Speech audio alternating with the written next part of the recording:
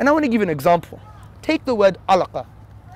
The word alaqah can be found in Surah Mu'minun, chapter 23, around verse 14. And this word has 5 classical meanings and academic meanings. Number 1, blood in a general sense. Number 2, blood clot. Number 3, clay that sticks to the hand. Number 4, a leech or a worm. Or number 5, something that clings. Now, interestingly, when Allah talks about alaqah, which refers to the development of the human being, the embryo, it refers to the development of the human being.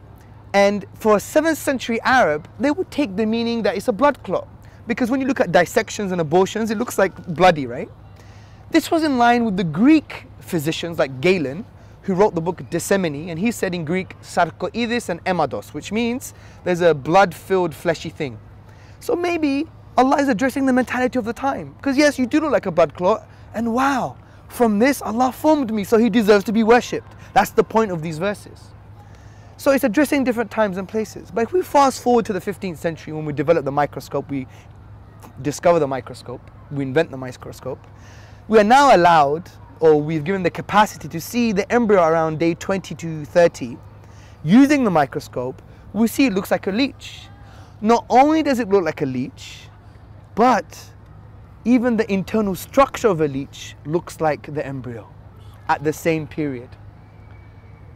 Isn't that fascinating? So it addresses different times and places to make us believe that look who you were, look what you were, and look what you are now, so God deserves to be worshipped. But what's very interesting is this. It might not even have a scientific or natural meaning. It might have a spiritual meaning. God is probably telling us, maybe from a tadabbur point of view, from a reflective point of view, hey, you're a leech. What does a leech do? It's a parasite. It drains the resources of its host. And we were just like that in our mother's womb. We drained her resources. So it's as if God is telling us, lower the wing of humility for your mother, because she sacrificed for you willingly. Be compassionate and loving to your parents, especially your mother. Because look, you were like a leech, like a parasite. You know what's very interesting? Professor Lord Winston from Imperial College University in London, he says the following words, that the leech and the embryo act in the same parasitic way. Isn't that amazing? Now, it may even have no meaning. Or we may not have any meaning that we could find in science or today's reality. But that's fine, science will catch up, because that's the whole point of science. And it's as if God is saying to us, you may not really know what this means now, but it's encouraging us to develop scientific advancements in the future.